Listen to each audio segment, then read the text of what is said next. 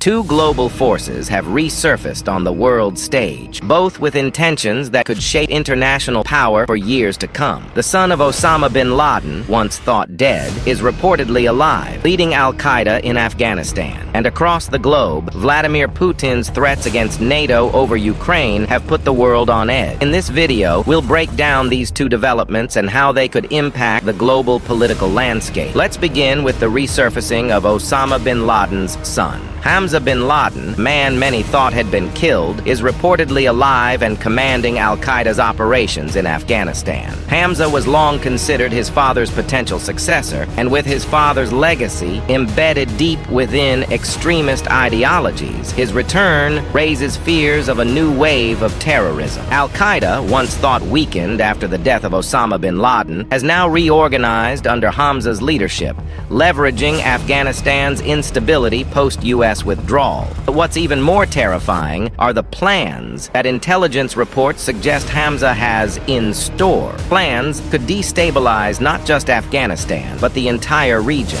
Much like his father, Hamza's rise wasn't sudden. Groomed from a young age, he was featured in Al-Qaeda propaganda as a symbol of resistance. And now, Taliban's return to power in Afghanistan gives Hamza the perfect platform to rebuild Al-Qaeda's global network. Intelligence suggests that he has already re-established key alliances with militant groups, and what's more dangerous is the potential for Al-Qaeda once again conduct large-scale terror attacks. Hamza's lineage is no small fact. Being Osama bin Laden's son gives him both the legacy and the influence needed to command loyalty within extremist circles. His rise reminds the world of the dark times post-September 11th, fears that Al-Qaeda could once again target Western nations. What does this mean for the global stage? With the Taliban in control of Afghanistan, Hamza's presence poses a challenge not just to the West, but to the entire geopolitical order. Could this mean another wave of terrorism aimed at destabilizing democratic government? While Al-Qaeda's resurgence looms in the background, halfway across the globe, Vladimir Putin is turning up the heat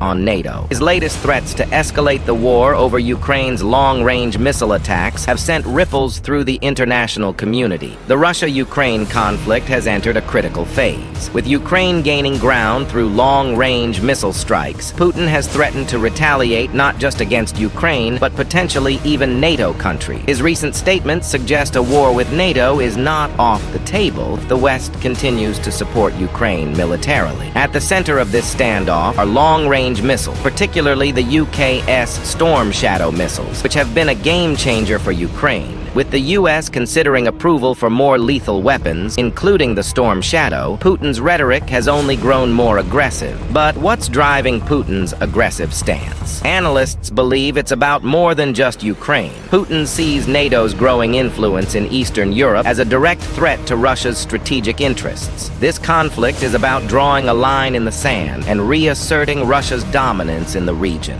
Putin has made it clear, if NATO continues its military support for Ukraine, Russia will respond. And this time, consequences could be far-reaching. Are we on the brink of a direct confrontation between Russia and NATO? The resurgence of Al-Qaeda in Afghanistan and Putin's threats against NATO are more than just isolated events. They represent two sides of a global power struggle that could reshape the future of international politics. On one hand, the return of extremist terrorism through Hamza bin Laden threatens global security. On the other, Russia's ambitions to challenge Western powers put the world on the edge of a Cold War-style conflict. How will world leaders navigate these crises? What happens next? If the West doesn't act, Hamza bin Laden could gain enough power to launch another wave of terror attacks across the world. On the other side, if NATO doesn't respond decisively to Russia's provocations, Putin could push the boundaries even further, potentially leading to a large-scale military conflict. The future is uncertain, and the stakes have never been higher. One thing is clear: these developments should not be ignored.